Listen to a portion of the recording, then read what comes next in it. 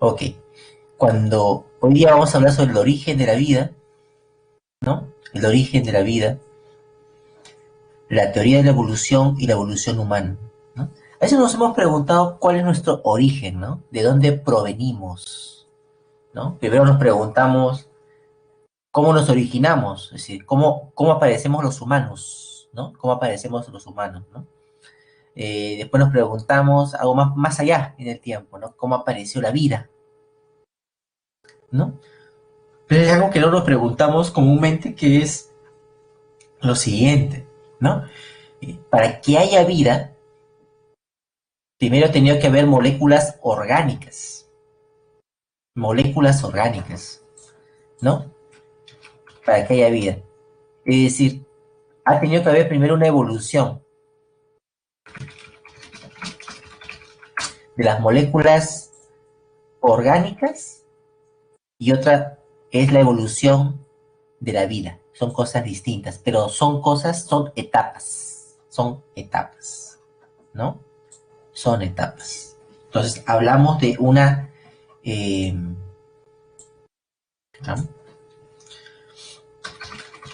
evolución. En general, hablamos de evolución, ¿no? Y cuando hablamos de evolución, ¿no? Cuando hablamos de evolución, evolución es sinónimo de cambio, ¿ya? Es un sinónimo de cambio, ¿ya? Y este cambio, en general, ¿no? Así, ¿no? Ha habido dos corrientes ideológicas de lo que es evolución, ¿no? Dos corrientes ideológicas,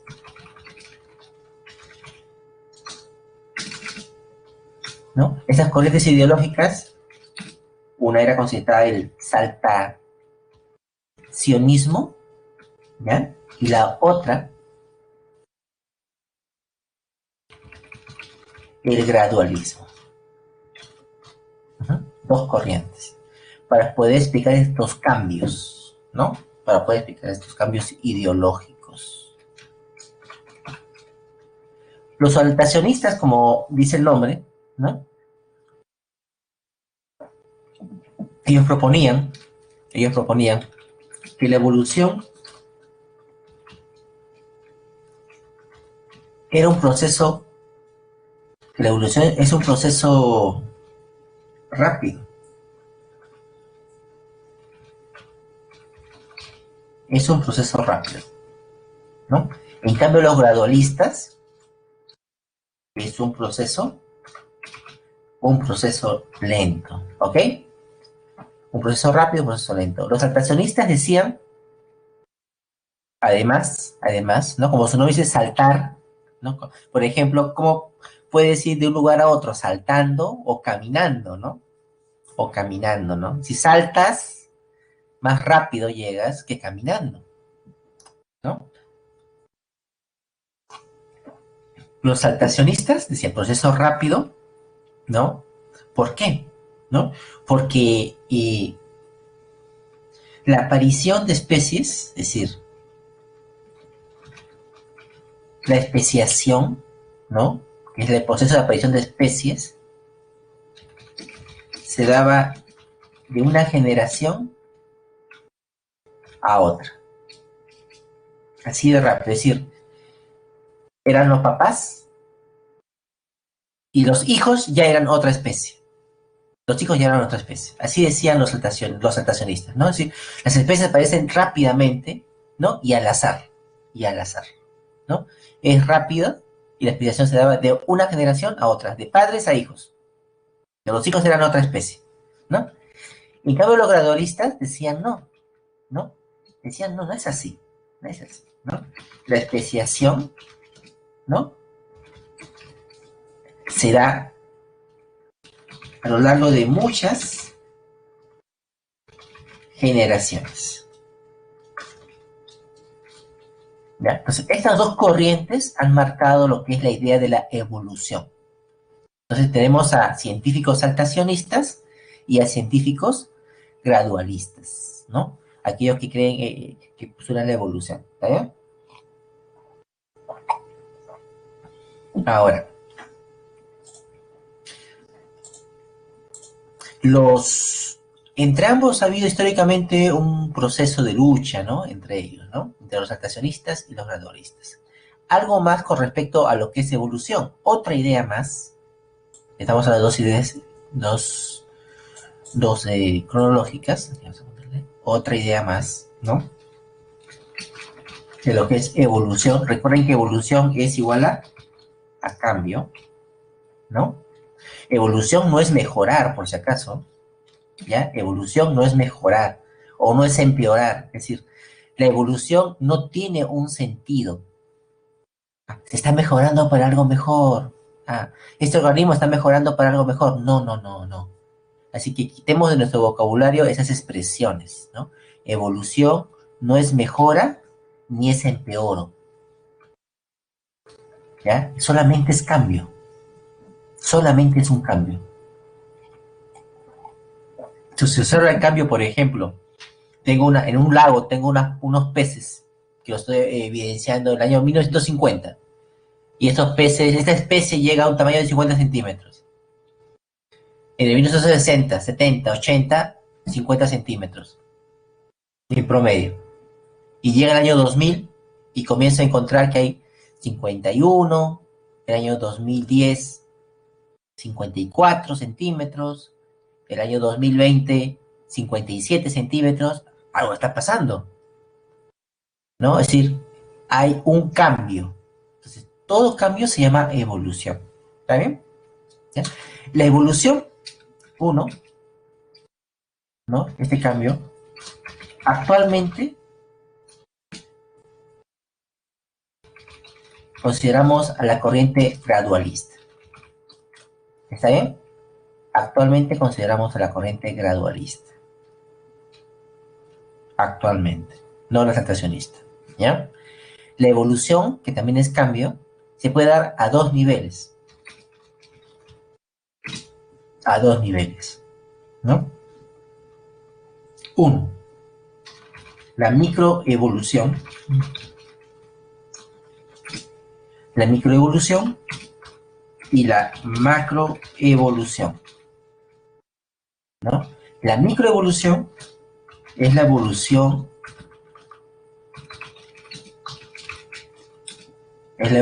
del ADN. Es la evolución del ADN. Es decir, ¿no? Mutaciones que provocan cambios en los genes. Cuando hablamos de microevolución, nos hablamos de ese tipo de evolución. En cambio, la macroevolución, ¿no? Es la evolución del organismo. Es decir, cambios en el fenotipo. ¿Ya? Hablamos de esos dos niveles, entonces. ¿Está bien? Hablamos de la macro y la microevolución.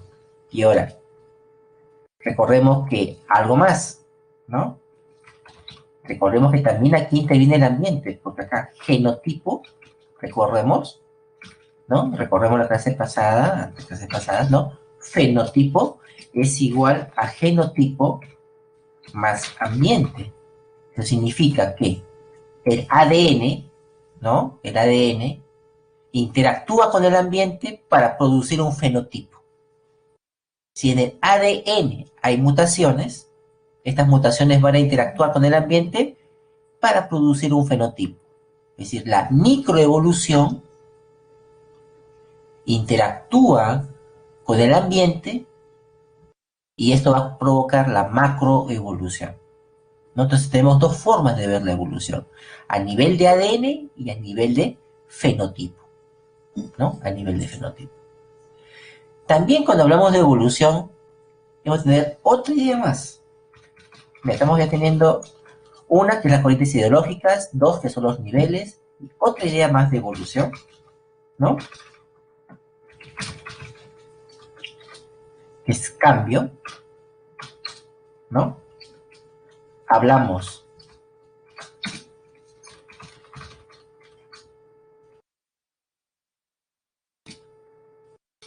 también de evolución de dos pasos evolutivos.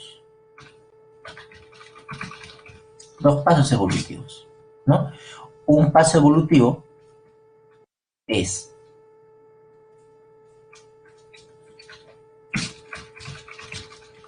la evolución química. ¿Qué es lo que primero tuvo que haber pasado? La evolución química. ¿Qué es la evolución? De la materia inorgánica, ¿no? De la materia inorgánica a materia orgánica.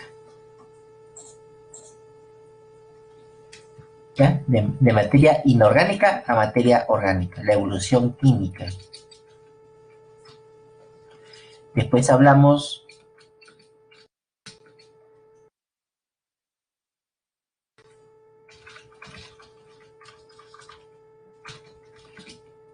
aquí son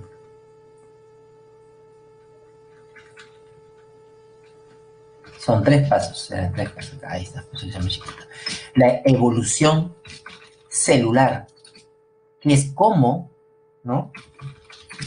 La materia orgánica evoluciona a célula. Recordemos que la célula es el primer nivel de organización de la materia viva, ¿no? Del nivel biológico. A partir de células consideramos ser vivo, ¿no? Y consideramos la evolución biológica como de esta célula, como de la célula a las diferentes formas de vida del planeta. ¿Ok? Ahí está. Entonces, estas son tres ideas que tenemos que tener en cuenta. ¿Ya? En cuenta, ¿ya? Uno, cuando hablamos de la diversidad evolución, entonces estamos acá hablando de que actualmente de estas dos corrientes aceptamos la corriente gradualista, ¿no? Actualmente asumimos de que hay dos niveles de evolución, la macro y la microevolución. Y tenemos grandes preguntas que resolver, enigmáticas, que es cómo se produjo la evolución. Y para responder cómo se produjo la evolución, en vez de resolver estos tres pasos lógicos, primero una evolución química, una evolución celular y una evolución biológica. ¿Ok? Ya. La evolución, para que se genere la vida, entonces primero, acá comenzamos con la frase, aquí, ahí está, ¿no?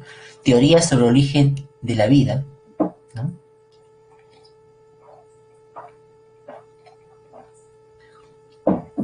Acá debemos el aporte de Aristóteles, ¿no? Aristóteles pensaba, ¿no? De que la vida se origina de la nada, ¿no? De la nada, es decir, del ambiente, por sí solo del ambiente. Hay que considerar, en primer lugar, que Aristóteles era ateo, ¿no? Y cuando hablamos de ateo no es que creía en Dios, no, en Dios, porque los griegos eran politeístas, recordemos, ¿no? Eran politeístas, tenían varios dioses, ¿no? Aristóteles no creía en los dioses, ¿no? En ninguno, ¿no? Él consideraba que la vida se originaba de mutuo propio, a partir de la materia inanimada. Pero decía que en la naturaleza existe una fuerza, ¿no? Una fuerza, ¿no? Que una fuerza, una forma de energía, ¿no? Él no utilizó la palabra energía, pero era como una fuerza, un algo natural, ¿no? ¿No? Algo natural, que interactuaba con la materia y que producto de esa interacción, ¿no? Producto de esa interacción, generaba vida. Este nombre, esta fuerza, ¿no? Esta energía, ese astral, ¿no? Que existía en el ambiente postulado por Aristóteles, ¿no? Recibió muchos nombres a lo largo de la historia, ¿no? y cambiaba de características también según los pensadores de la época, ¿no? Primero se llamó entelequía, ¿no? ¿No? Y después fue evolucionar hasta la idea del flogisto, ¿no? ¿No? Como energía o entes, ¿no? Que generaban vida, ¿no? O llamado también la fuerza natural, ¿no? Una fuerza natural, ¿no? Fuerza natural, ¿no? Encargada, ¿no? De insuflar vida, ¿no? A la materia sin vida, ¿no? ¿No? Ese era el pensamiento de Aristóteles. Recordemos que Aristóteles era ateo para su concepción, ¿no? Bueno, el que él pensaba, por ejemplo, ¿no? Esto que está acá, ¿no? Por ejemplo, cocodrilo surgiendo de tronco descomponiéndose en el agua, ¿no? Él pensaba, por ejemplo, de que había que mezclar algunas cosas, por ejemplo, ropa sucia con agua, ¿no? Y salía de esa combinación de materia, ¿no? Salía salían moscas, ¿no?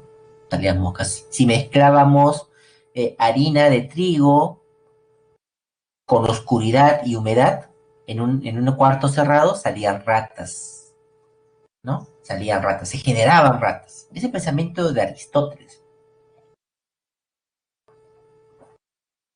Es así que en el tiempo de Aristóteles surge un personaje, ¿no? Estamos hablando aquí antes de Cristo, antes de Cristo, ¿ya? Estamos hablando de Aristóteles,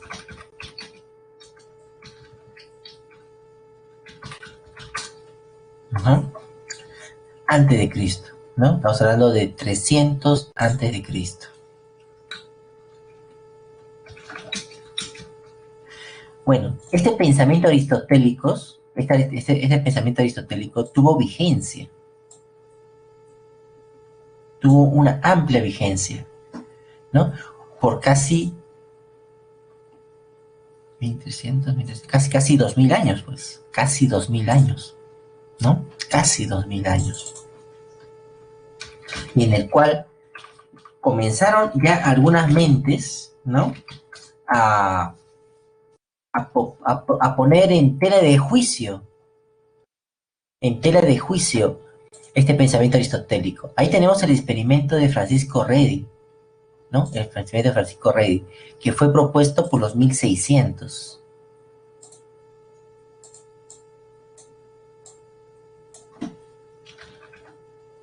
Por los 1600, ¿no? Si sumamos casi 2000 años. ¿Por qué tan importante Aristóteles? Bueno, ¿no? Ese pensamiento de Aristóteles, ¿no? Su forma de pensar, ¿no? La forma de pensar que tuvo Aristóteles,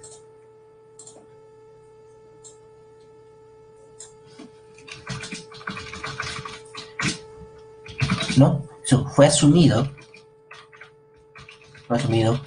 como fuente de apoyo, ¿no? Aunque no lo crean, a la doctrina cristiana.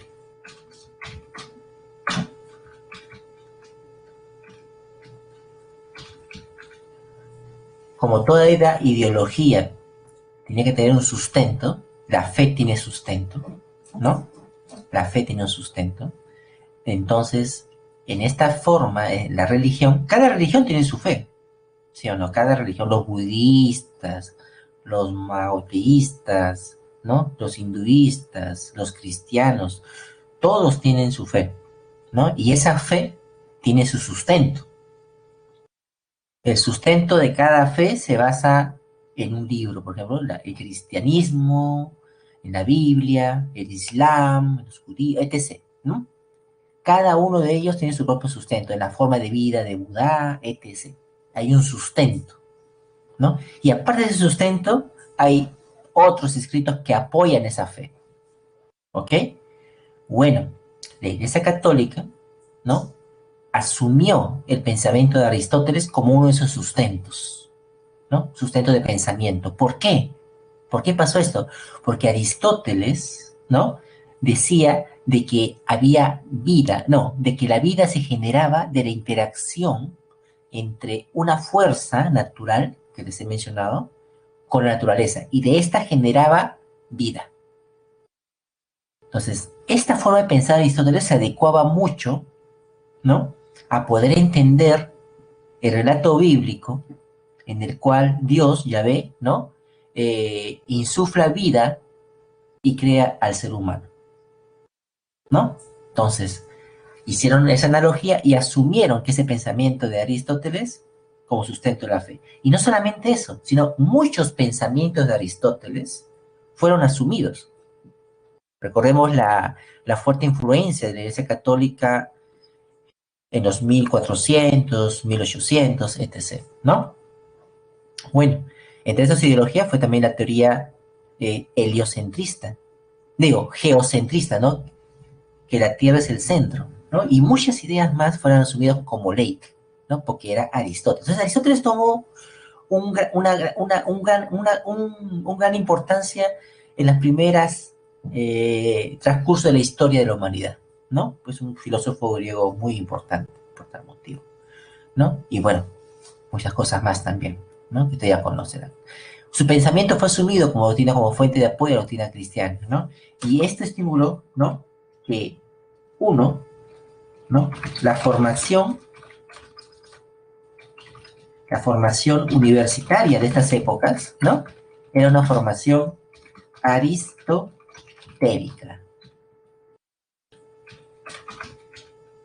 Aristotélica, ¿no? La formación era aristotélica. Aristóteles era la ley, ¿no? Los primeros libros que tenías que leerte era Aristóteles. Y la verdad que escribe muy bonito. Sería bueno que lo lean, ¿no? Sería bueno que lo lean. Hay una concepción, una forma de pensar muy madura socialmente y culturalmente sus escritos. Sus escritos los pueden ver ustedes en Google Books, por ejemplo, ¿no? Pueden revisarlos, están traducidos ya, ¿no? Es muy avivador leer el cómo pensaba Aristóteles y ponerte en esa época, ¿no? Qué adelantado estaba. Bueno, la formación histórica era aristotélica, entonces, ¿y eso qué hizo, no? Que el pensamiento de Aristóteles,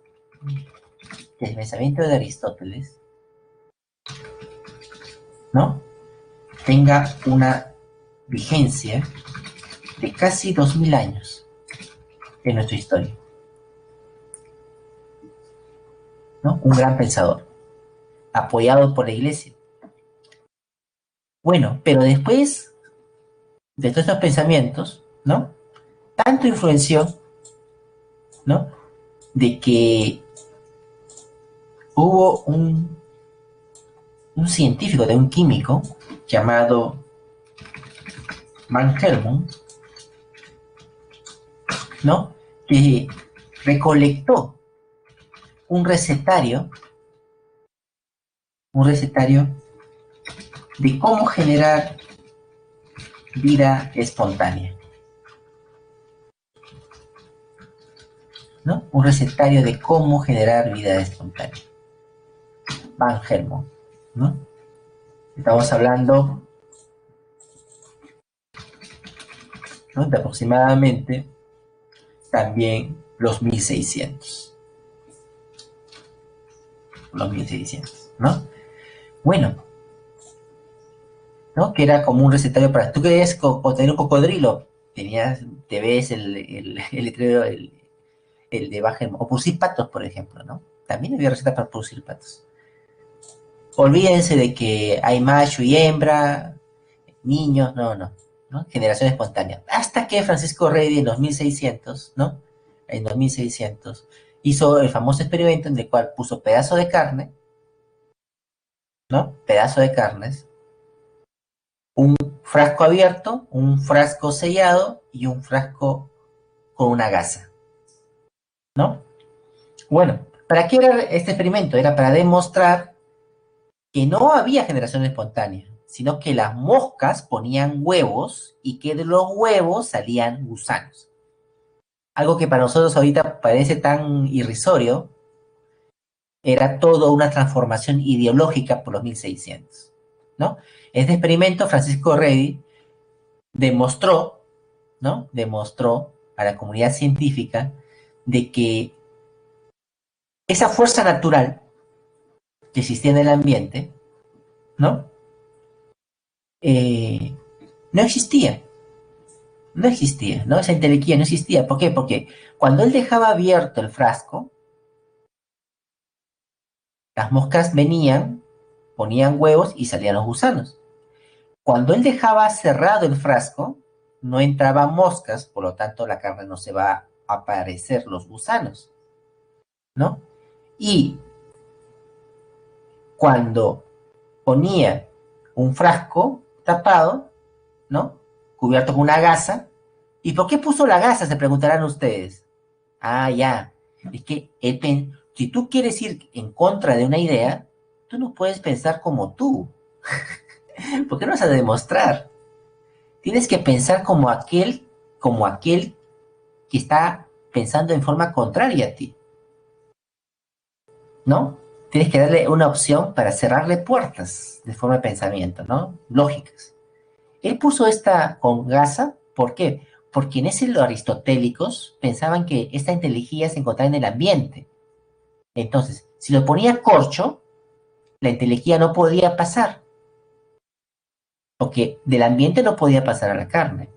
Entonces, aquí lo aislaba de la entelequia. Aquí le puso sin abierto para que la entelequia pase e interactúe con la carne. Y le puso una gasa, ¿no? Porque había teorías de que entelequia tenía un tamañito. Entonces le puso gasa con poroso para que por los poros ingrese también, ¿no?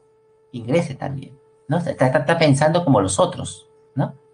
Bueno, ¿qué demostró? Bueno, que en el frasco abierto había gusanos y además no, ¿no? Y este fue el primer experimento contra la generación espontánea, que lamentablemente no tuvo éxito.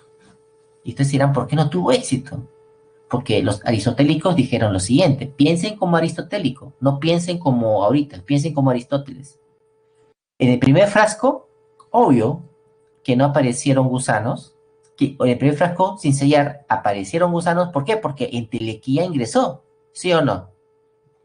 Esa fuerza ingresó, insufló vida y logró convertir la carne en moscas y gusanos.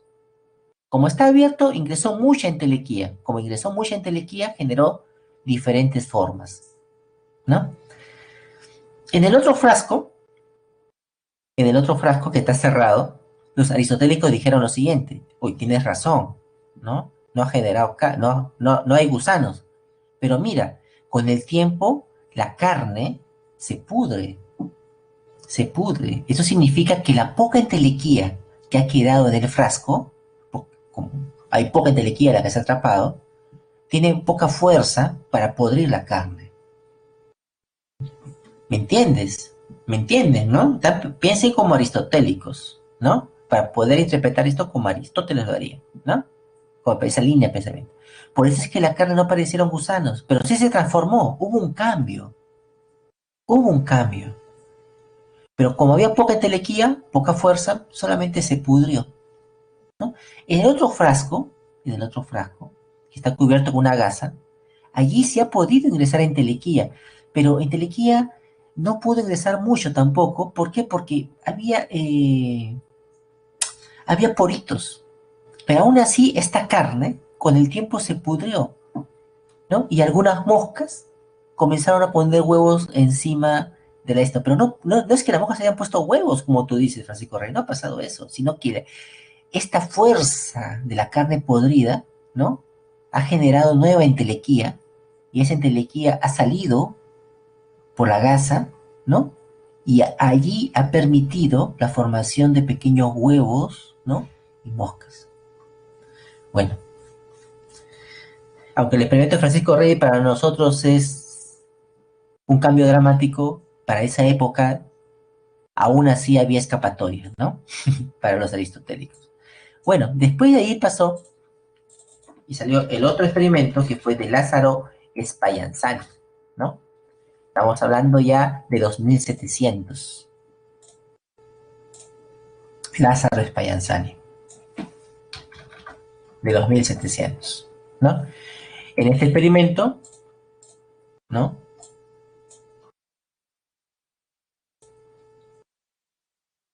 Acá podemos ver que él hace caldo de carne maíz, ¿no? Caldo de carne, ahí tenemos, acá. Un frasco lo hace hervir, un frasco lo hace hervir. Acá podemos ver arriba. Lo deja y lo deja abierto. ¿Por qué lo hizo hervir? ¿No? Porque quería matar a Entelequía, ¿no? Acá quería demostrar a los aristotélicos que él podría destruir a Entelequía, ¿no? Lo hizo hervir. Porque el calor, el fuego, era considerado algo que lo destruía, ¿no? Porque el fuego destruye una forma de vida, ¿sí o no? ¿No? Y acá hizo hervir, hasta el caldo, y después de un tiempo, este frasco lo dejó abierto, se dio cuenta de que, si pueden ver acá, después se pudrió. Esto significa, era interpretado por los aristotélicos, ¿no? De que con el fuego había destruido Entelequía. Después el caldo de carne se enfrió, Entelequía ingresó por el tubo, por la abertura, y generó un cambio en el caldo, donde aparecieron unas cosas particulares, ¿no? Generó otra cosa, ¿no? Ok. Pero ¿qué hizo Lázaro Spallanzani? Dice, ya, yo voy a cerrar ahora este experimento, voy a hervir el mismo caldo, pero lo voy a tapar con un corcho. Lo voy a tapar. Al taparlo, al taparlo, él hizo hervir la carne, el caldo de carne, lo dejó enfriar, pasaron días y no había ningún cambio. Entonces, con este experimento, pues la salud payaseña les cayó la boca a los aristotélicos, ¿no? Le dijo, ¿eh? Pues, uno hace hervir la carne, el caldo de carne, pasa el tiempo y no aparece una nueva forma de vida. Debería aparecer una nueva forma de vida acá.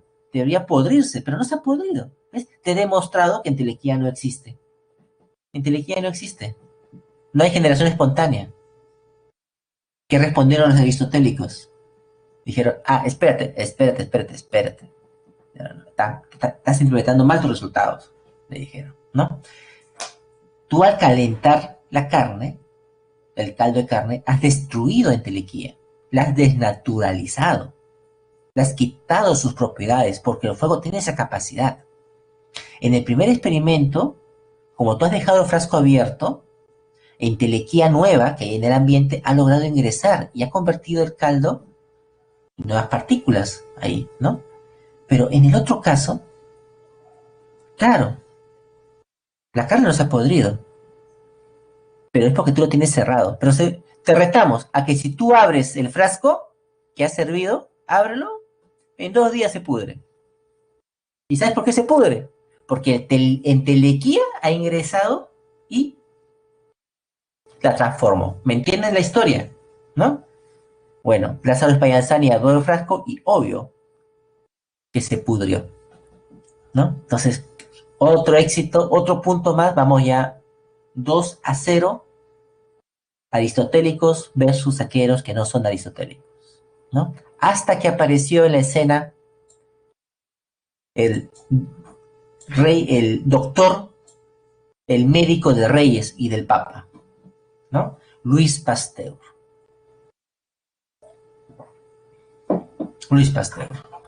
Y Luis Pasteur, acá había un estímulo, un premio, que ahorita diríamos que sería pertenecía a casi 10 millones de dólares, ¿no? Que era, a esa época era creo que 1.000 libras esterlinas, ¿no? En el cual aquella persona que demostrase que la generación espontánea es falsa, se ganaría ese premio. Bueno, un fuerte estímulo, ¿no? Para la economía. Y Luis Pasteur se apuntó en esta receta, como en otras muchas más historias en las cuales se participó, ¿no? Sabio de la época, ¿no? Estamos hablando de Luis Pasteur, ¿no? Ya estamos hablando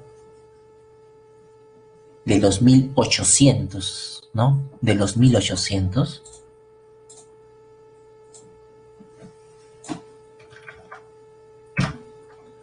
Dijo, ah, ya, entonces, espérate, a Francisco Rey, porque Telequia ingresó al tubo.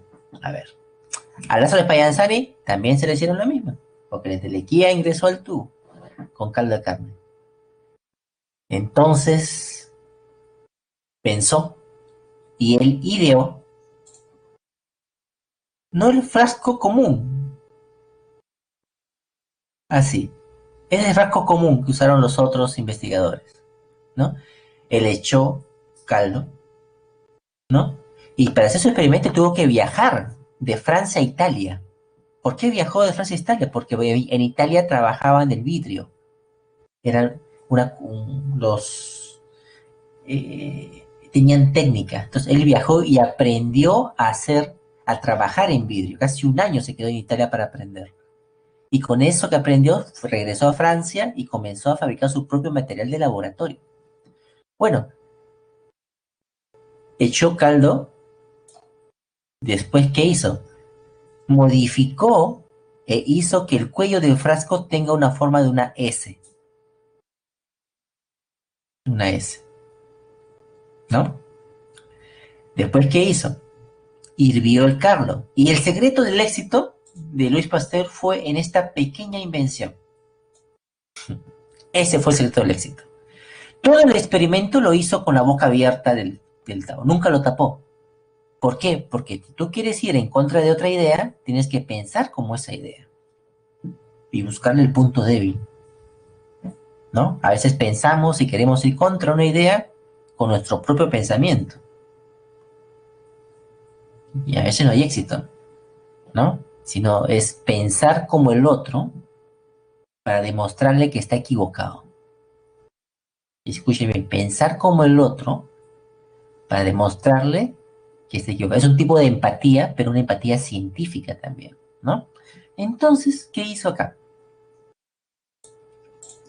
Louis Pasteur hirvió el caldo.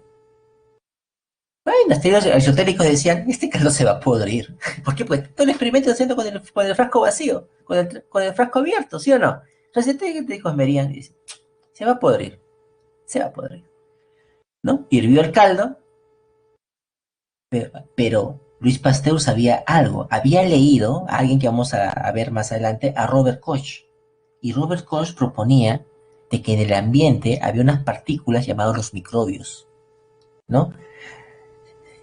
Ya todo el mundo sabía que existían los escritos de Leeuwenhoek, ¿no? O de Robert Hooke, de microorganismos microscópicos, organismos microscópicos en el ambiente. Pero todos pensaban que estos organismos microscópicos, amebas, protozoarios, aparecían también de la nada.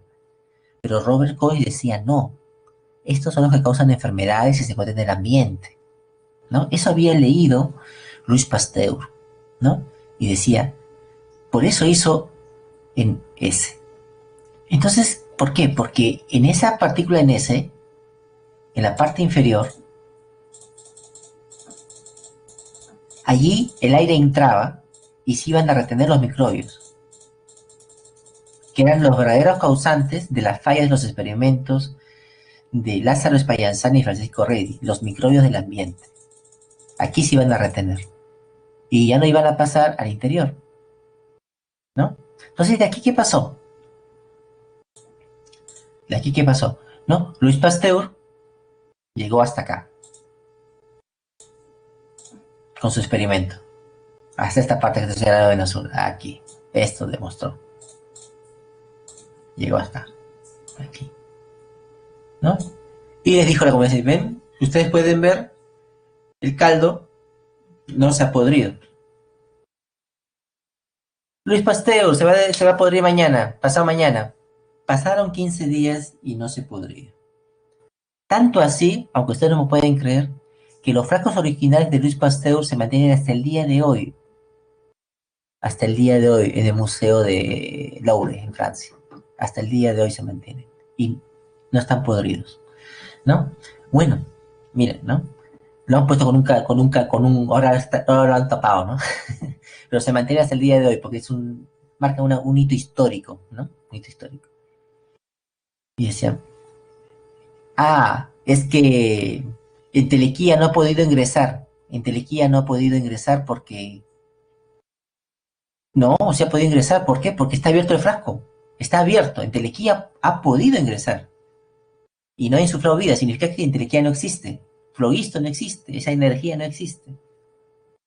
Porque está abierto el frasco, ¿no? Yo le voy a demostrar que cuando los frascos se contaminan no es porque hay una fuerza externa, sino es porque hay microbios en el ambiente y los microbios se reproducen y generan que el caldo se enturbie. Entonces, ¿qué hizo? El frasco vertical, uno dejó así y permanece sin microbios, ¿no? Entelequia puede ingresar, pero igual no se contamina. Y entonces, con esa forma, él anuló el pensamiento de la generación espontánea. Y para darle el fulminar, volteó el frasco inclinado, un frasquito. Entonces, ¿qué pasó? El caldo llegó a tomar menos microbios, regresó y el frasco se enturbió. Listo. Asunto acabado. Fin de la generación, de la teoría de la generación espontánea. ¿No? Sí, pasó eso. Hubo quienes dijeron, es muy pequeño el tubo. Hubo quienes dijeron, entelequia no puede ir por lugares ondulados, ¿no? Pero Luis Pasteur era un lector. Algo que se le pide mucho a ustedes, que lean, no vean solamente PPTs, sino lean, ¿no? Luis Pasteur leía bastante, no solamente de su área, sino de muchos cambios. Era una persona muy curiosa. Y él respondió, ¿no? Entonces, ¿cómo se genera vida en las cavernas de Francia? En varias cavernas de Francia se han encontrado formas de vida, serpientes, sapos, sanguijuelas. Y las cavernas son contorneadas, son curvas.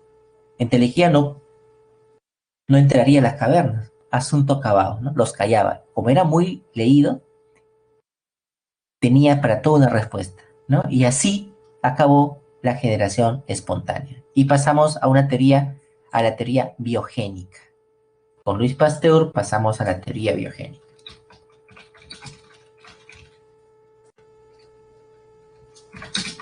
Es decir, que la vida genera vida.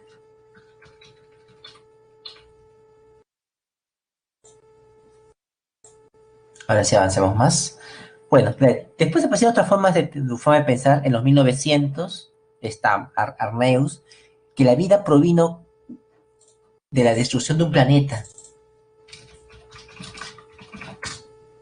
¿no? No sé si se acuerdan.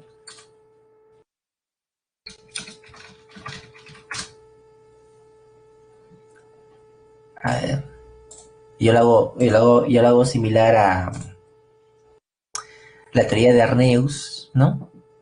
De la panspermia, ¿no? A, a la destrucción del planeta Vegeta, ¿no? ¿Te acuerdas? La destrucción del planeta Vegeta. No se destruye el planeta Vegeta, ¿no? ¿No? Arrhenius proponía algo similar, ¿no? Un planeta se destruyó y de ese planeta, ¿no? De ese planeta, algunos, algunos fragmentos, ¿no? Algunos fragmentos ahí, ¿no? Algunos fragmentos portaban algunas formas de vida y viajaron por el espacio, ¿no? Y cuando llegaron a la Tierra, ¿no? Generaron vida. Así que estos fragmentos de este planeta destruido, ¿no? ¿No? Antiquísimamente, ¿no?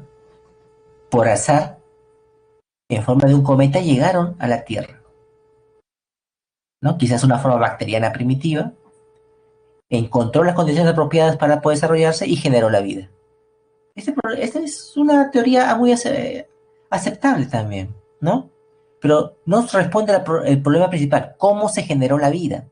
Responde cómo apareció la vida en la Tierra, pero no responde cómo se generó la vida, es decir, cómo se generó esa forma de vida, ¿no?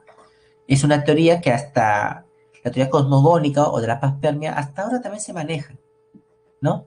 Se encontró un meteorito que tenía formas bacterianas, ¿no? Que provenía de Marte, ¿no? Y ha habido mucha discusión al respecto de que no eran formas bacterianas, sino que eran sales, ¿no? Complejos de sales que habían adoptado esa forma, ¿no? Que nuestro cerebro lo interpreta como forma bacteriana, pero que eran sales minerales, ¿no? Ok, bueno. Aparte, en esta teoría cosmogónica también tiene otra corriente, ¿no? Que es la búsqueda, ¿no? De que hay moléculas, ¿no? Moléculas que eran originarias de la vida en el espacio, ¿no? Moléculas orgánicas en el espacio, ¿no? ¿No? Otro, ¿no? El Curiosity de la NASA haya moléculas orgánicas en Marte. Entonces, encontrar moléculas orgánicas ya es algo intuitivo de que podría haber vida, ¿no? O haber existido vida, ¿no? O también se encontraron moléculas orgánicas, ¿no? En el espacio, ¿no? Moléculas orgánicas en el espacio, ¿no? En las nebulosas, ¿no? En las nebulosas, ¿no? Moléculas orgánicas, ¿no? ¿No? Según un equipo de astrónomos de telescopio espacial, la nube pequeña resulta interesante debido es muy similar a las galaxias jóvenes y rellena los miles de millones de años del universo, ¿no? Nitrógeno y cromo, porque recordemos que en las estrellas se generan los elementos químicos, ¿no? Y que existen reacciones en las cuales, ¿no? En las cuales pueden generar compuestos orgánicos. En este caso, las tolinas, por ejemplo, ¿no? Las tolinas. Y así se han encontrado varios elementos. Hasta gliceraldehído se ha encontrado en el espacio, ¿no? Bueno, pero es una forma de pensar, es una forma de pensar, ¿no? Pero se sigue investigando, se sigue investigando. No sé si han escuchado noticias en las cuales se envía un proyectil contra un asteroide, ¿no? Un proyectil contra un asteroide, ¿no? Se dispara contra un asteroide. Hace años ha habido varios proyectos al respecto, ¿no? ¿No? En el cual se han enviado sondas al espacio, ¿no? Sondas al espacio, ¿no? Para poder ver la composición química de los cometas, ¿no? Acá podemos ver acá una sonda, ¿no? Ha enviado un proyectil al cometa, ¿no? Al disparar al cometa, acá está, ¿no? ¿No? Una sonda japonesa dispara una bala contra un asteroide, ¿no? ¿No? Está la sombra de la sonda, ¿no? ¿Para qué? Para ver, al dispararle, se levanta polvo y ese polvo lo analizan, ¿no? Y han encontrado moléculas orgánicas, ¿no? Han encontrado moléculas orgánicas en el espacio, ¿no? En el espacio, ¿no? Es decir, esta teoría de Arrhenius aún se sigue evaluando, ¿no? Porque es una posibilidad, ¿no? Es una posibilidad. Pero bueno, la teoría quimiosintética, ¿no? O evolución química. Esta fue propuesta por Alexander Oparin, ¿no? En el cual se propone de que en la Tierra primitiva, ¿no? Se dieron las condiciones adecuadas para que se genere vida, que se genere vida, ¿no? Había rayos, truenos y algo más. Era una condición muy importante aquí, es que nuestra atmósfera primitiva, ¿no? Era anoxigénica, anoxigénica.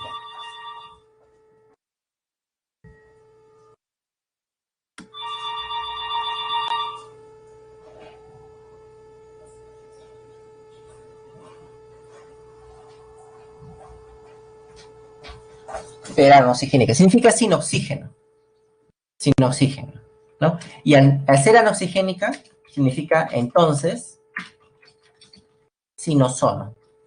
Y si no hay ozono, entonces la radiación solar, ¿no? Ingresaba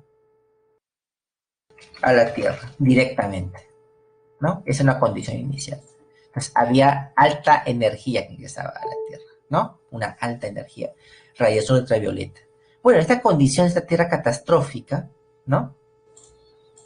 Poco a poco la Tierra comenzó a enfriarse y comenzaron las primeras lluvias. Estas primeras lluvias formaron los primeros fuentes de agua, los charcos primordiales, ¿no? En estos charcos primordiales se generaron las primeras moléculas orgánicas. O sea, es un proceso de millones de años, ¿no? Y de estas moléculas orgánicas, de ahí hubo la evolución celular, que les dije al comienzo, y después vino la evolución biológica. Esa es la propuesta de Alexander Oparin. Alexander Oparin propuso la teoría, como dicen, es la hipótesis.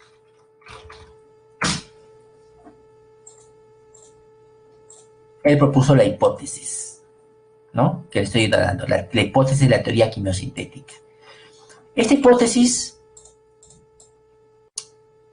es un ejemplo más de que en la guerra la ciencia avanza, a veces para bien o para mal, pero acá podemos ver que Alexandro París ruso propone la hipótesis y después los norteamericanos, Miller y Urey, proponen el experimento. A ellos les llamó la atención y llamó la atención al mundo científico en general la propuesta de Oparin, que era lógica, era algo lógico, una propuesta muy lógica, pero difícil de demostrar. ¿Por qué? Porque para poder demostrar que esto había pasado, había que viajar en el tiempo.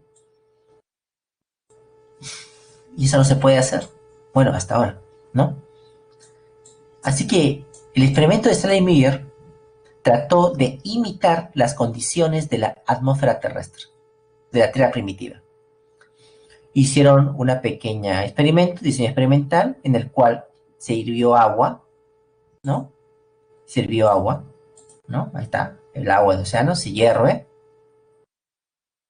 el agua sube, el vapor de agua caliente, llega a una bomba, ¿no? Una fiola con chispas eléctricas que va a simular los relámpagos de la Tierra primitiva. Y además le agregaron gases que podría haber en la atmósfera primitiva. Ya tenemos el vapor de agua, el metano, el amoníaco, ¿no? Hidrógeno y monóxido de carbono, ¿no? Si vemos acá, vemos el chon, si no se dan cuenta acá, vemos el chon, ¿no? Pero en diferentes moléculas inorgánicas. Este experimento logra demostrar de la evolución inorgánica a materia orgánica.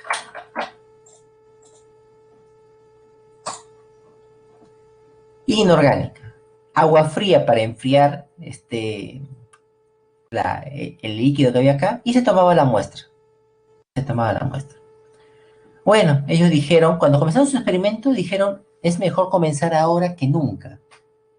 ¿Por qué? ¿Por qué dijeron eso? Porque sabían que esto iba a durar millones de años, porque la evolución no es lenta, es lenta. Entonces, que las moléculas inorgánicas pasen a orgánicas, mejor comenzamos ahorita y quizás lo van a ver nuestros nietos, nuestros bisnietos, ¿no? Pero ¿qué importa? Hay que comenzar ahora el experimento, ¿no? Comenzaron con esa forma de pensar, ¿no? Porque entendamos que la evolución es algo lento que dura millones de años, ¿no? La cuestión que a los 30 días siempre obtenían un agua transparente. A los 30 días el agua que obtenían era de color turbio. Y voilà, ¿por qué se puso turbio? Analizaron esa muestra que habían tomado y encontraron materia orgánica. Materia orgánica. Encontraron aminoácidos, algunos lípidos, azúcares, etc. Entonces, ese proceso de evolución inorgánica, orgánica, no era tan lento, era algo rápido. Y que si se pudo hacer en laboratorio, pudo haber pasado en la vida real. Y probaron diferentes frascos, diferentes tubos, diferentes combinaciones, y comenzaron a jugar ahí. Ahí se comenzaron a jugar. Ahí ya comenzaron a jugar. ¿A cómo jugar? Le agregamos un volumen de agua, más 2 volúmenes de metano, más un volumen. Comenzaron a probar. Y en cada mezcla obtenían nuevas mezclas de materia orgánica, nuevas formas de materia orgánica. Es así que ganaron el premio Nobel. Lograron demostrar que era posible la evolución de materia orgánica. Y esta es la teoría que actualmente aceptamos. En este paso,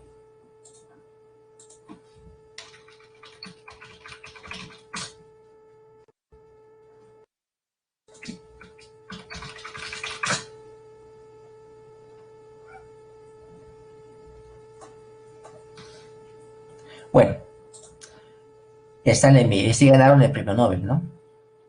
Entonces, actualmente aceptamos esta teoría. Esta teoría es la que actualmente aceptamos como con evidencia, ¿no? De que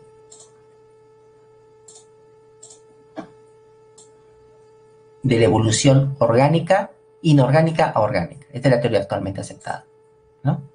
Bueno, pero de ahí hay un gran vacío de información. Ya hemos hablado que la evolución se da en cambios de la materia o inorgánica a orgánica. Esta respuesta ya tenemos respuesta, ¿no? Esta ya tenemos respuesta. Por lo menos hasta el momento, porque todo en ciencia cambia, ¿no? Con la evolución de la teoría de Oparin y el experimento de Stanley Miller. Pero el asunto es la evolución celular. ¿Cómo materia orgánica se produjo a célula? Hay muchas teorías al respecto, pero no hay una demostración de cuál de ellas es la más aceptable. Es decir, si ven por YouTube o alguien le dice, ya se descubrió, es la mayor mentira que puede haber, ¿no? Todavía no lo tenemos, pero hay muchas teorías que lo explican, ¿no? Hay muchas teorías. Con respecto al último punto, este es un punto, le podemos llamar a este punto intermedio el terreno baldío de la evolución. Es un terreno en el cual hay mucho que decir, pero poca demostración, ¿no? La evolución biológica es la que vamos a hablar ahora. La evolución biológica. ¿Cómo ha evolucionado la vida de esa célula principal, inicial, a diferentes formas de vida del planeta? Esas teorías acá de la evolución biológica. Primero, la teoría de Lamarck, la herencia de los caracteres adquiridos. Lamarck decía, ¿no?, que los padres, ¿no?, heredan características. ¿Qué estoy hablando? Los hijos heredan características de los padres, ¿no? Los hijos heredan las características de los padres, que los padres han adquirido en su vida. Es decir, un padre, por ejemplo, ¿no? Padres pianistas tendrán hijos pianistas. Algo así, para entenderlo, ¿no? Los hijos heredan caracteres que adquieren los padres. Si tu papá era flaquito y tuvo a tu hermano va a ser flaquito. Pero después que tuvo a tu hermano, tu papá comenzó a hacer pesas y se volvió musculoso, ¿no? Arnold Schwarzenegger. Entonces, el hijo que va a tener va a ser musculoso, ¿no? Si mi padre es médico y mi abuelo fue médico, entonces yo también debo ser médico. Pensamiento lamarckiano, ¿no? Lamarck propuso esta hipótesis, ¿no?, en la filosofía zoológica. Y ahí propuso la hipótesis del uso y desuso de las partes. Y se explica con el clásico experimento de las jirafas. Las jirafas tenían cuello corto, pero cuando había la necesidad, ¿no?, de poder alimentarse de plantas altas, este cuello fue poco a poco creciendo, poco a poco. Eso es una forma de evolución gradualista, ¿no? Una evolución gradualista, poco a poco creciendo, ¿no? Hasta que aparecieron las jirafas actuales, ¿no? Hasta las jirafas actuales. Esta hipótesis gradualista implica la necesidad de cambiar.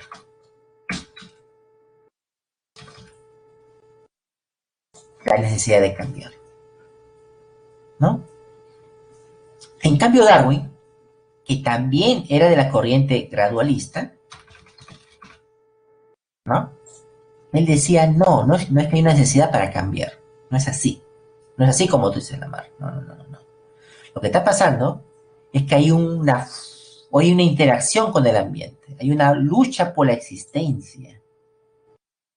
Acá no dice la sobrevivencia del mejor, por si acaso, dice del más apto. La sobrevivencia del más apto, ¿no? Y cuando se habla del apto, acá hay una limitación en la palabra apto. Apto para...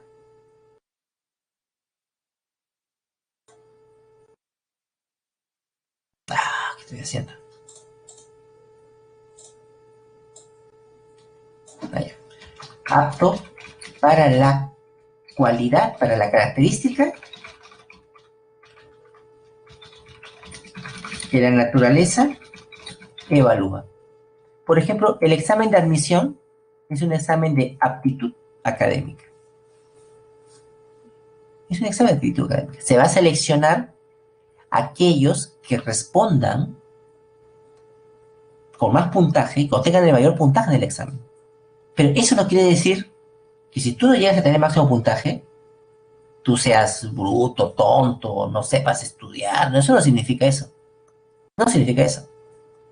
Simplemente que no has podido pasar el examen. Nada más. Solamente eso. ¿No? Ha habido un criterio de selección. Que es también al azar. Porque tú sabes qué preguntas van a venir. Tú no sabes qué preguntas van a venir. Por eso, pásame las fijas. Nadie sabe qué pregunta va a venir. ¿No? Uno. Solamente el más apto va a ingresar. Hay aptitud académica, que es un examen de conocimientos, ¿no? Hay actitud matemática, habilidades, actitud razonamiento verbal, habilidades verbales, de comunicación, ¿no? Habilidades de interpretación, de leer bien la pregunta, son habilidades, ¿no? Es tu aptitud, no tu conocimiento, si se dan cuenta.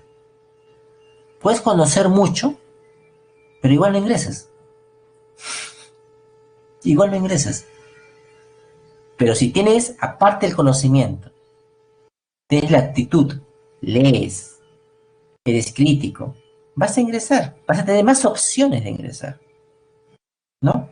Y la naturaleza es así, si lo hablamos, ¿no? En la naturaleza hay una selección natural, en el cual sobrevive el más apto, para la característica para la cual la naturaleza está tomando examen.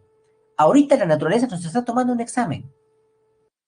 Un examen nos está tomando la naturaleza con esta pandemia. Suena duro, quizás hemos perdido un pariente, un amigo cercano a nosotros,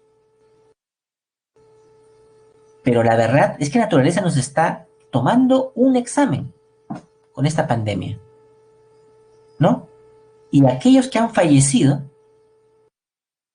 aquellos que no han podido enfrentar con éxito esta infección, ¿no? Y que quizás no llegaron a la edad productiva, hay niños que han fallecido, por ejemplo, ¿no? Lo que está haciendo la naturaleza es depurar en forma natural aquellos genotipos que no son favorables para ese examen que está tomando. Pero nosotros los humanos hemos generado tecnología. Esa tecnología es generar vacunas, medicamentos, para evitar que la selección natural actúe como con los demás seres bioplaneta. Si no, nosotros nos podemos enfrentar a ella, ¿no? Es una cuestión también ideológica, una cuestión social, ¿no? Entonces, la evolución, según Darwin, es una lucha por la existencia, en la cual sobrevive más apto a ese examen. Y esos aptos que sobreviven son los que van a dar esos genes, esas características a su descendencia. Y poco a poco se van a producir esos cambios. Poco a poco. Por ejemplo, acá.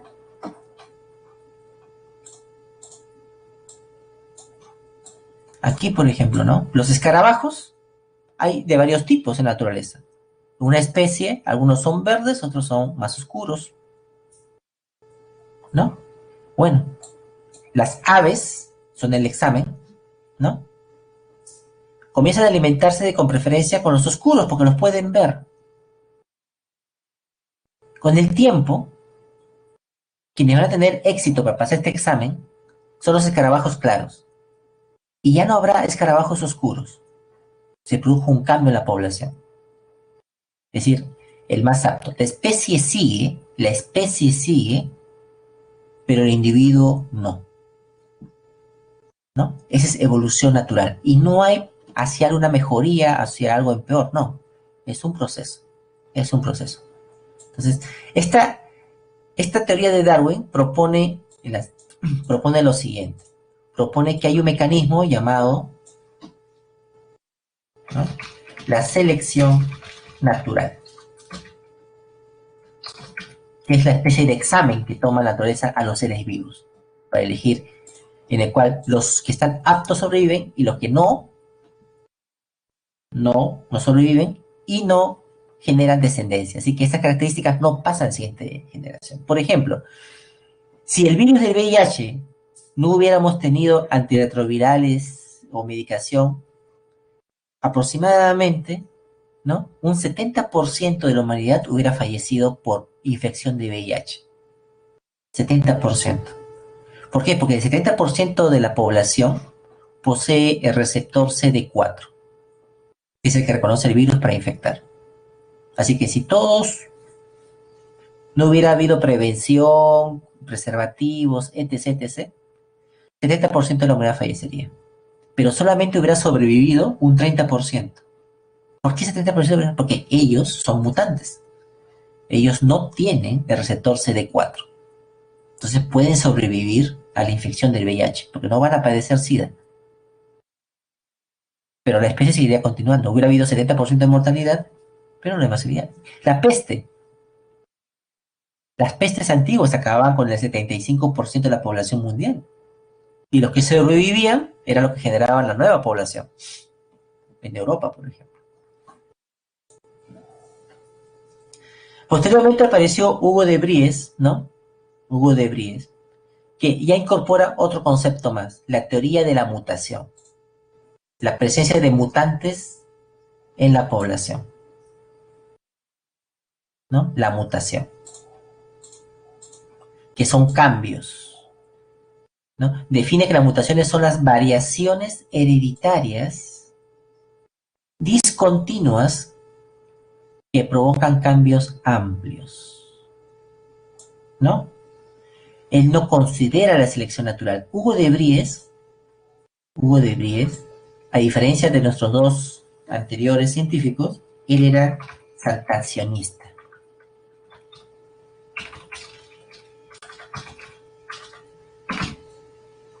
Él decía que los cambios de una especie a otra se daban de un momento a otro. Cambios amplios, pues. Variaciones hereditarias discontinuas.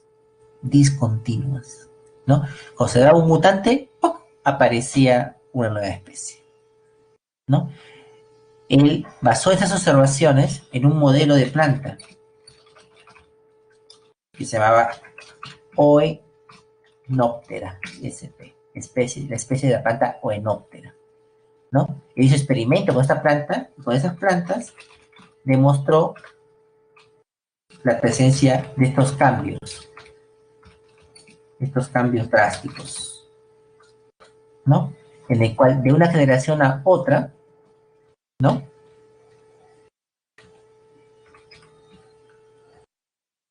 ¿No?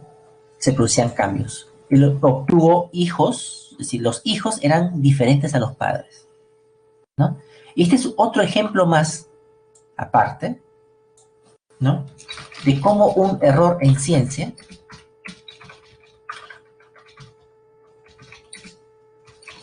nos lleva a una verdad.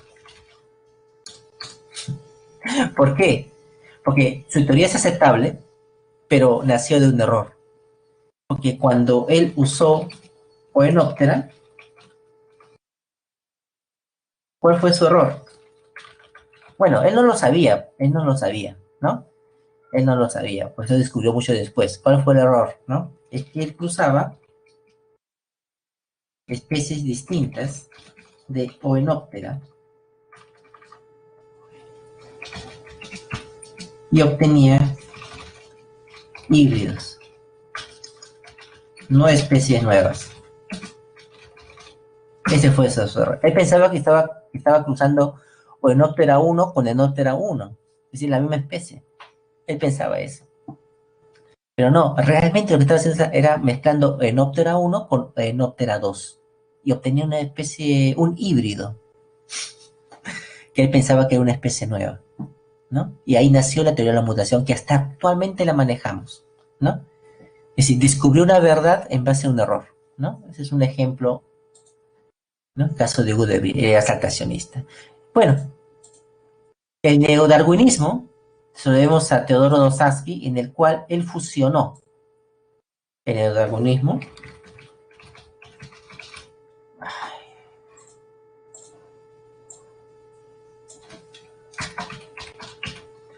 neodarwinismo, ¿no? ¿No? Él fusionó y dijo, ya, el pensamiento de selección natural de Darwin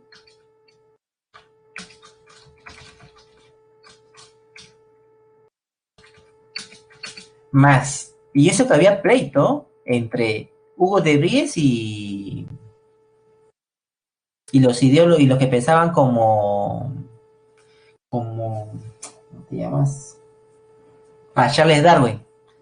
Hubo pleito, hubo discusiones entre ellos, entre cuál tenía razón.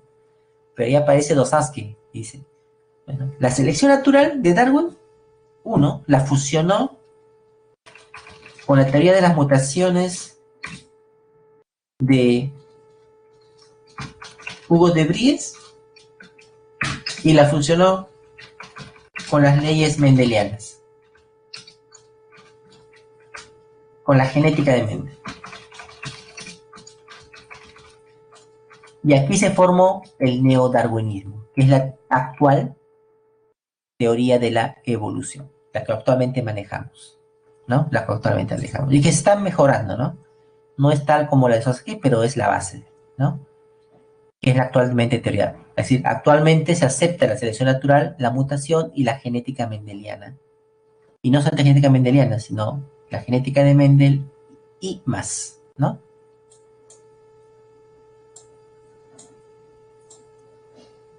Acá no. Actualmente, ¿no? Más la genética actual, ¿no? La genética actual. La evolución, entonces, estamos viendo que es cambio. ¿Qué es un cambio, no? Y para poder evidenciar estos cambios, tenemos uno, la paleontología, que es el estudio de los fósiles, ¿no? El estudio de los fósiles.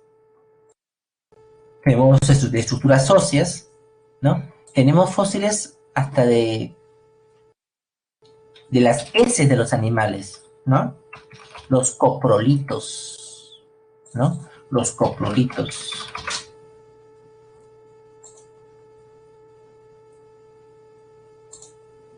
¿No? Ya que las formas de...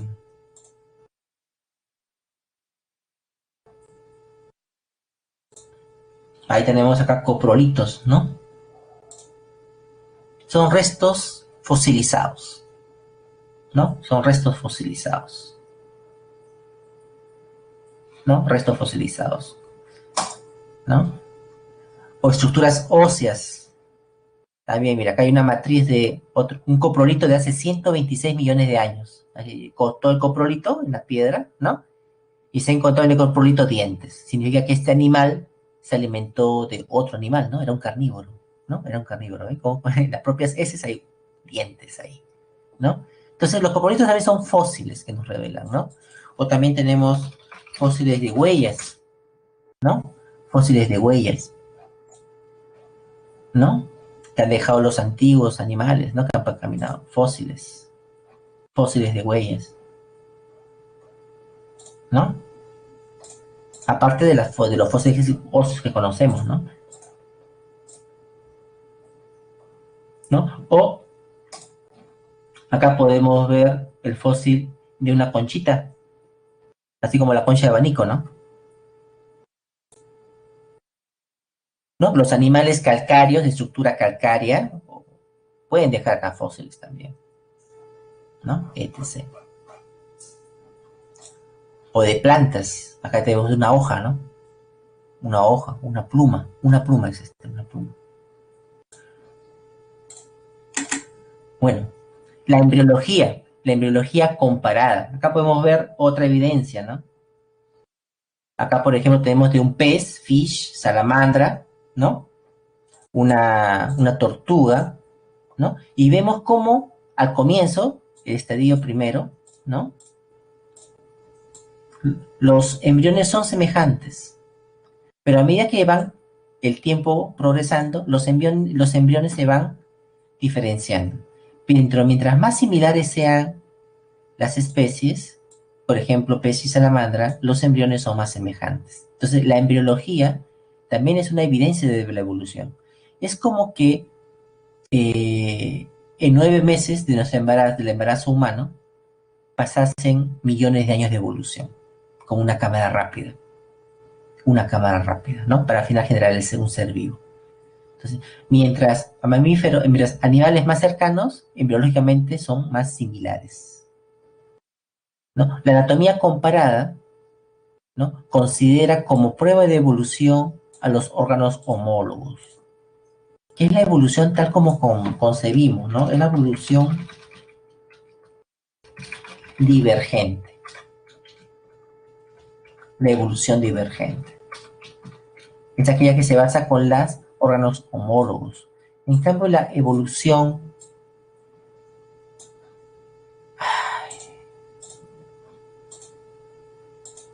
en cambio, la evolución convergente,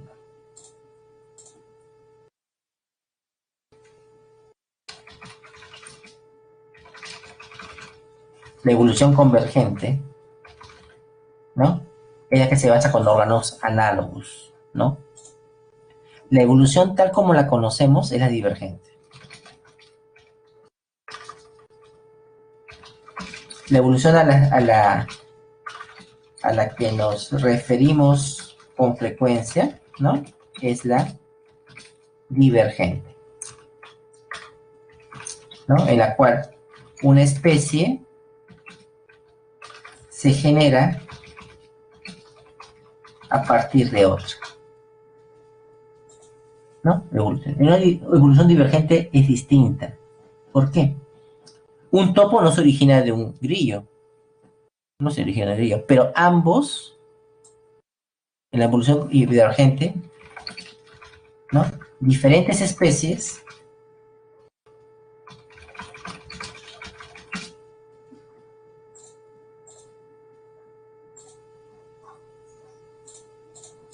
en la evolución convergente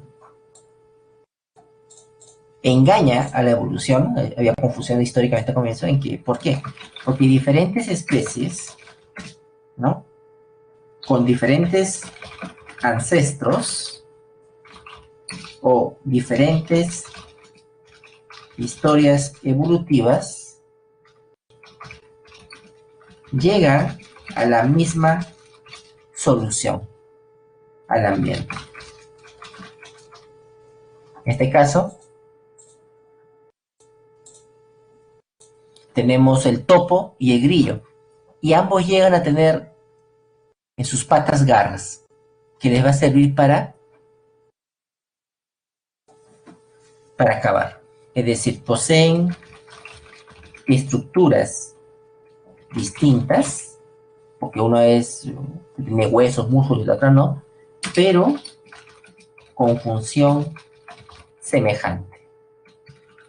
Esos órganos análogos que nos dan idea de evolución convergente, llegan a la misma solución. En cambio, los órganos homólogos son estructuras semejantes, pero con funciones distintas.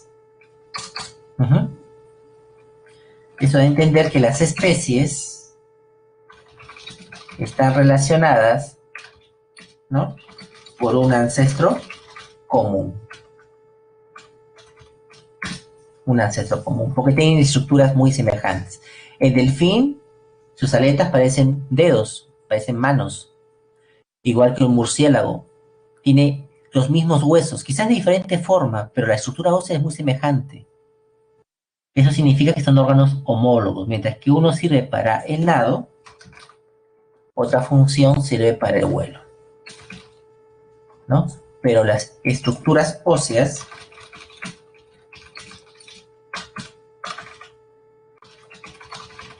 son semejantes, ¿no? Esa es la evolución convergente. Pues homología es la que se usa, es la prueba de evolución.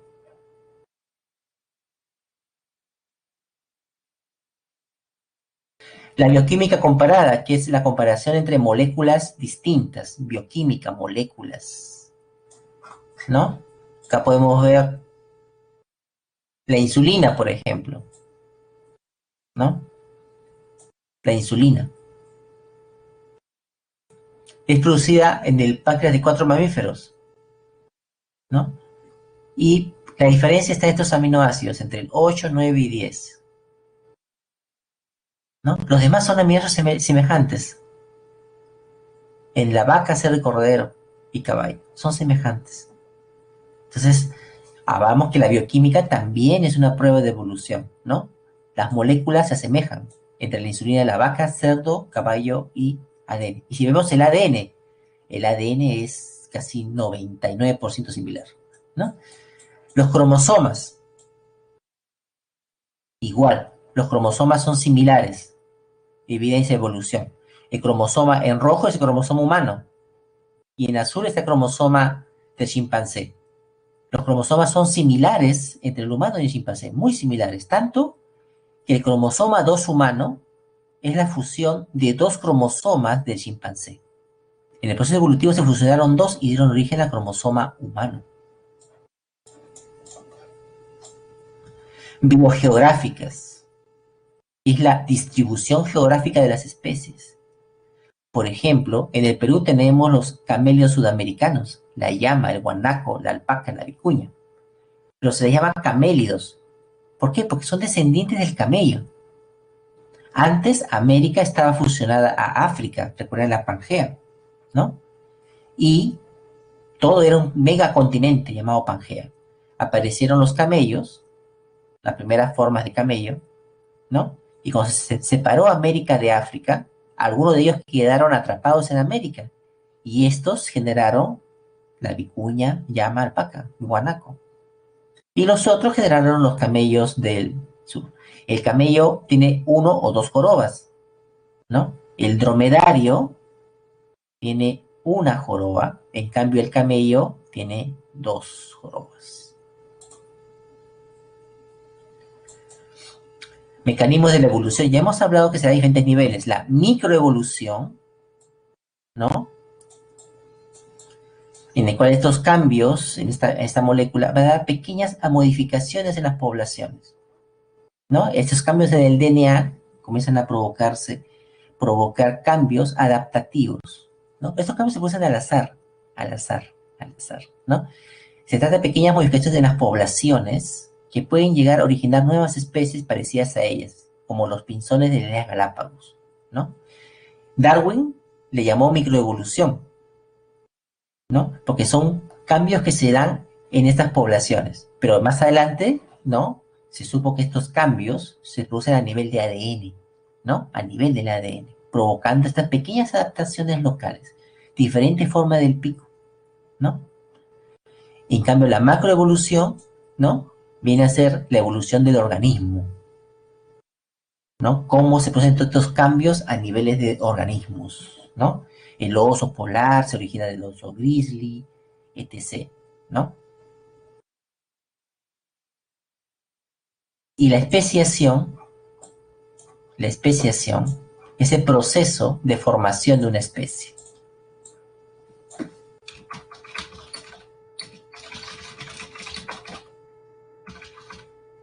¿No? Y se da en tres pasos. Primero, aislamiento geográfico.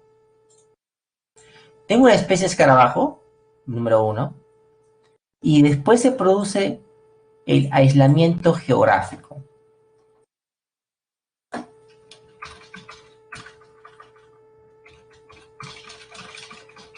Aislamiento geográfico. Por la presencia de un efecto separador que separa a la población original, ¿no? O también llamado vicariante.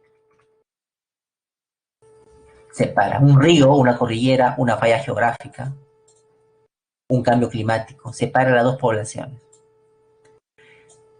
¿no? Un aislamiento geográfico. Aquí tenemos, ahí se aíslan, poco a poco se comienza a aislar. ¿Y qué va a pasar?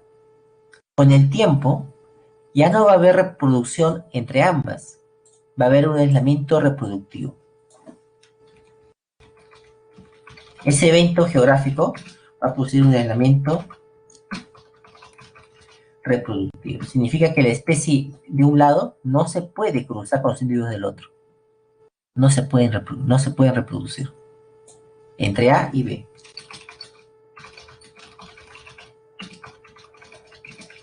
Entre A y B. Vamos a ponerle a este A y vamos a ponerle a este B. Sigue el tiempo y este aislamiento reproductivo va a generar un aislamiento genético. Ya, los cromosomas son distintos, los genes son distintos, etc. Aislamiento genético. Significa que hay genes, cromosomas diferentes, ¿no? Que ya no pueden reproducirse entre ellos.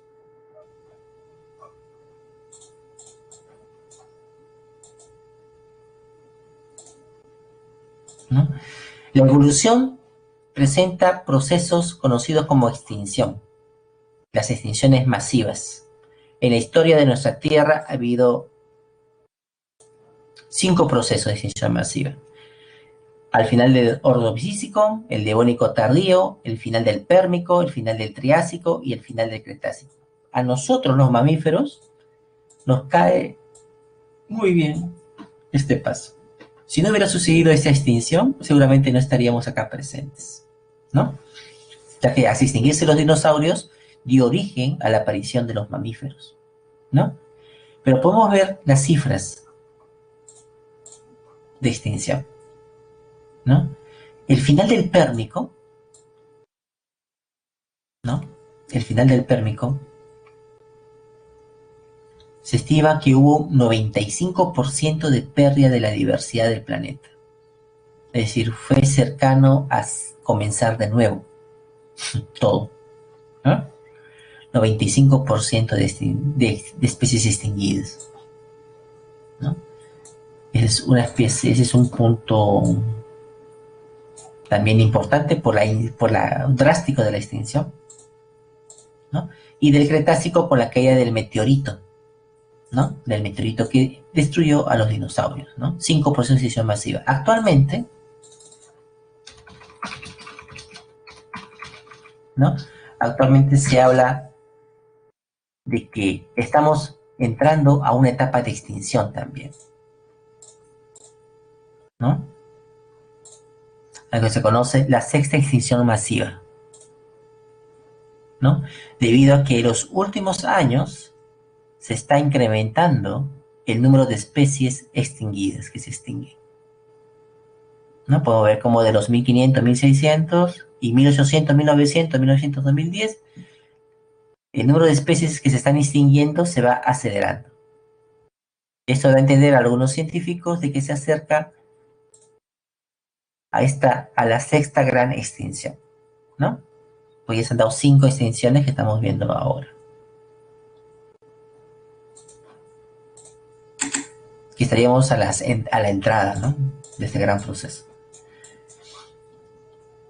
Una extinción en masa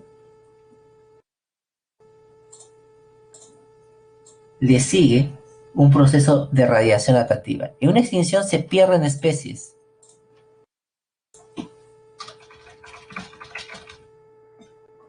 En el proceso de radiación adaptativo se ganan especies, ¿no? En el cual, en este caso, cuando se extinguieron los dinosaurios, ¿no? Este sobreviviente, un insectívoro primitivo, comenzó a diversificarse a través de procesos de especiación,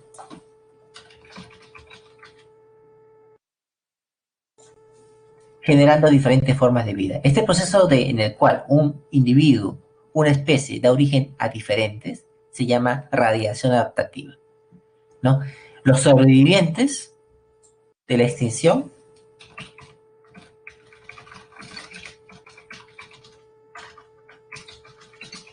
pasan por un proceso de generación de nuevas especies. Eso es lo que se conoce como radiación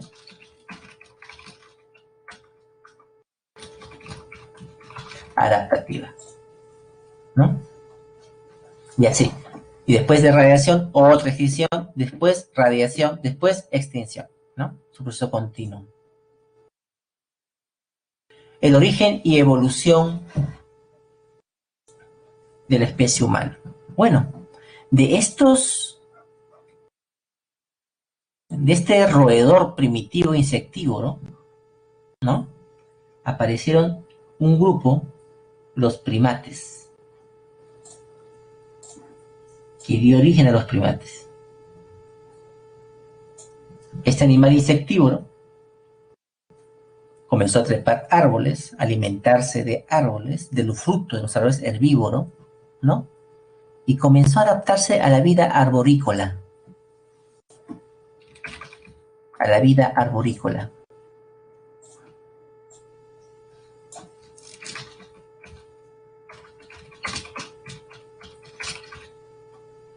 A la vida arborícola. Y producto de esa adaptación a la vida arborícola, comenzaron a aparecer adaptaciones como la cola, ¿no? Las extremidades, ¿no? Y aparecieron los primates.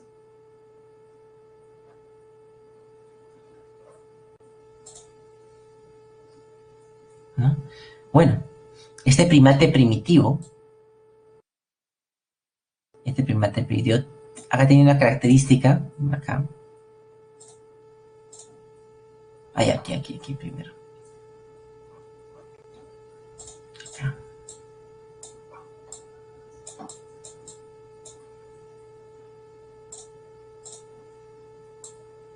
El dedo pulgar oponible. Ustedes pueden poner su dedo pulgar y tocar su meñique, por ejemplo. Esta característica es propia de este grupo, ¿no? Acá tenemos a los lémures, a los terceros, a los lorines. Estos de aquí, estos animales, este grupito, ¿no? Son endémicos de la isla de Madagascar, ¿no? Propios de esa zona. Endémico significa que son de solo ese lugar, ¿no? De Madagascar. Bueno, tiene esta característica. Tenemos a los platirinos, tenemos ¿cómo se llama este animalito? Los cercopiteroideos, que son ahorita les pongo el nombre, su nombre común, bambú, cercopiteroideos. Y los hominoideos. De estos de acá, tienen estas características. 1. Dedo pulgar oponible, labio superior completo, cierre prosorbital y solo 2 premolares y un tubo auditivo óseo, ¿no? Son las características que van apareciendo en forma gradual a lo largo de la evolución para finalmente llegar a esta rama de los hominoideos, ¿no?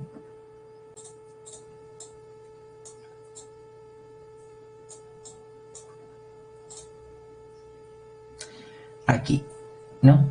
Bueno, en la evolución aparecen las formas de vida terrestres. Las primeras formas de vida son los acuáticas, disculpen, vertebradas, son los peces, ¿no? Poseen ya columna vertebral. En la invasión de los peces al ambiente terrestre comienzan a aparecer los pulmones. Lo encontramos en la salamandra, anfibios, formas anfibias, ¿no?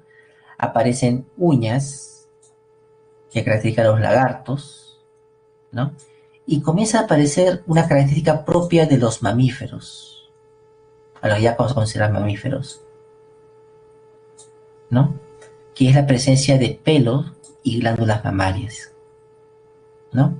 Dentro de esta línea de mamíferos, uno de ellos desarrolla el pulgar oponible, esa línea, que es la línea que va a dar origen al ser humano.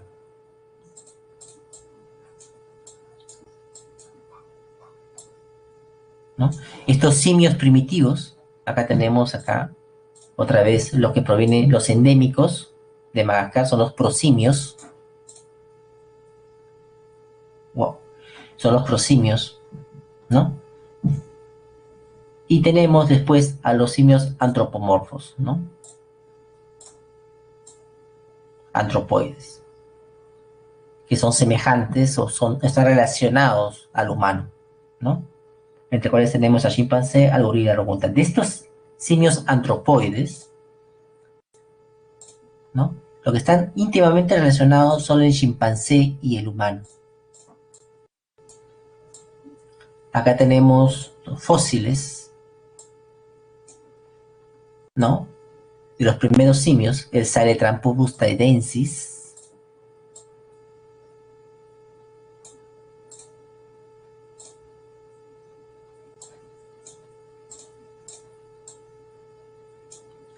De ahí aparecieron los Australopithecus,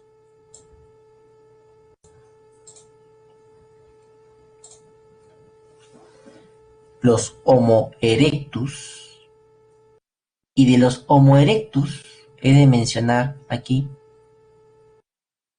que ellos fueron los primeros exploradores.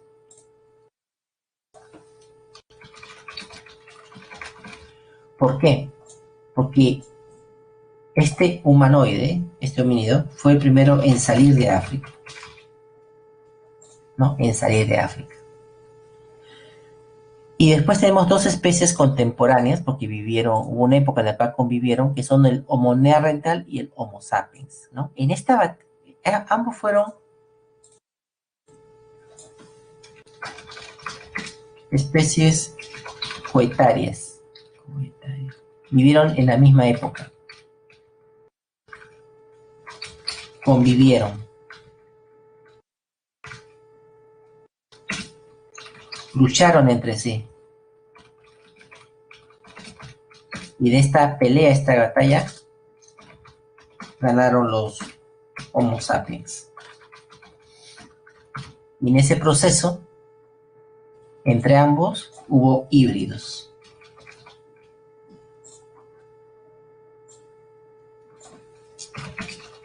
La población mundial actual es mayoritariamente híbridos entre ambas especies, ¿no? Entre ambas especies. Ha habido cambios en la especie, ¿no?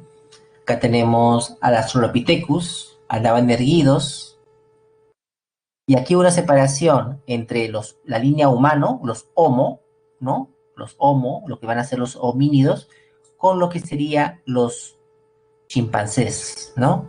El gorila, el orangután, un ancestro común, ¿no? Un ancestro común, hace 7 millones de años. Después apareció el Homo habilis, podía ya emitir sonidos guturales, hablar, ¿no? Y ellos ya comenzaron a fabricar herramientas, instrumentos. Después el Homo erectus. Si se dan cuenta también la capacidad craneana va aumentando. Actualmente el ser humano tiene 1,5 litros, 1,5 centímetros cúbicos de capacidad cerebral, comparando con el Australopithecus, que tenía 400 centímetros cúbicos, ¿no? Es decir, Homo erectus, ¿no? Ellos salen de África, ¿no? Acá podemos como salen de África a otros lugares, a Oceanía, Asia, etc. El Homo neanderthal, que habitaba en las zonas de Europa, Asia y África, y el Homo sapiens, que fue que se diversificó por todo el planeta, ¿no? O también llamado Cro-Magnon, ¿no? Él usaba las pinturas rupestres. Los Homo neanderthal enterraban a sus muertos, ¿no? A sus muertos, ¿no? La taxonomía es la forma de cómo organizar a los seres vivos, ¿no? Antes se le llamaba humanos, antes se llamaba manzanilla, pez, son nombres comunes o llamados también nombres vulgares. ¿Por qué vulgares? Vulgo viene de pueblo, uso cotidiano, ¿no? Y esto no permitía clasificar a las formas de vida. Es allí donde aparece Carlos Linneo y él crea un sistema para poder clasificarlas, ¿no? Llamada la nomenclatura binomial, ¿no? Que lo hemos empleado durante todo el curso. Cuando les hablaba de las especies, Allium cepa, ¿no? Solanum tuberosum, etc. Esa nomenclatura binomial se compone de lo siguiente, ¿no? Uno, el nombre científico. Se escribe en cursiva, si se escribe en cursiva, y si se escribe a mano, hay que subrayarlo, ¿no? Hay que subrayarlo. Por ejemplo, si escriben ustedes en su computadora, lo escriben en cursiva. Pero si lo escriben a mano, ¿no? En un papel, tienen que subrayarlo, ¿no? Esa es la regla. Y está compuesto de dos taxones. Homo, que significa el género, que va a empezar siempre con mayúscula, seguido del taxón especie, que siempre se escribe con minúscula. La combinación de ambas da el nombre científico, ¿no? Así tenemos diferentes categorías taxonómicas, ¿no? ¿Cómo se ordenan las categorías? Especie, en este orden, género, ¿no? El género, allá vamos de adelante. El dominio está compuesto por varios reinos. Un reino está compuesto por varios phylums o divisiones. Phylum lo aplicamos para animales y divisiones lo aplicamos para vegetales, ¿no? Después, esas están formadas por clases. En una clase puede haber muchos órdenes. En un orden puede haber muchas familias. En una familia puede haber muchos géneros. Y en un género puede haber muchas especies. SP, cuando, por ejemplo, Homo SP, significa solamente sabes el género, pero no la especie. Eso significa, ¿no? Eso significa. Solamente sabes el género, pero no la especie. Te refieres solamente al género, Homo SP. En Graulus SP, a todos los engráulidos, que son las anchovetas, ¿no? Los tres grandes dominios son el dominio bacteria, ¿no? El dominio arquea y el dominio eucaria. Dominios, ¿no? Muy bien. Pues ahora les va a pasar vamos a ver el solucionario.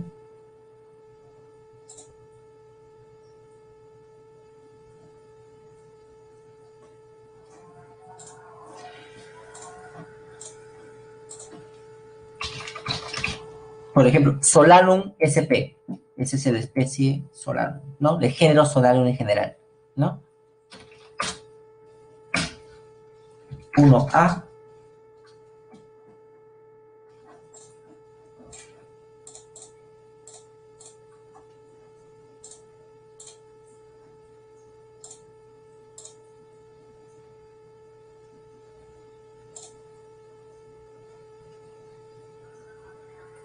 Es la 1A.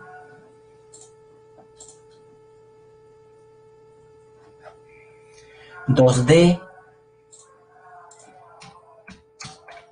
3C. 4A.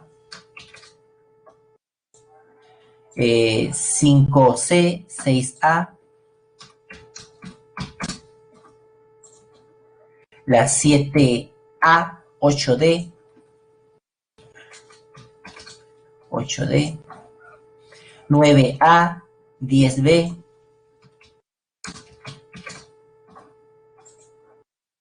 11D. 12A. 13C. 14C. 15A.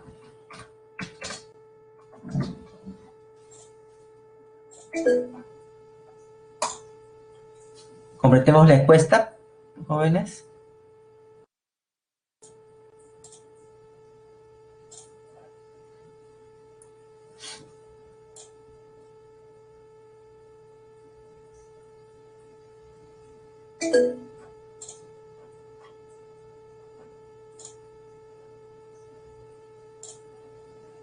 Ok, jóvenes, estamos despidiendo hasta la siguiente semana.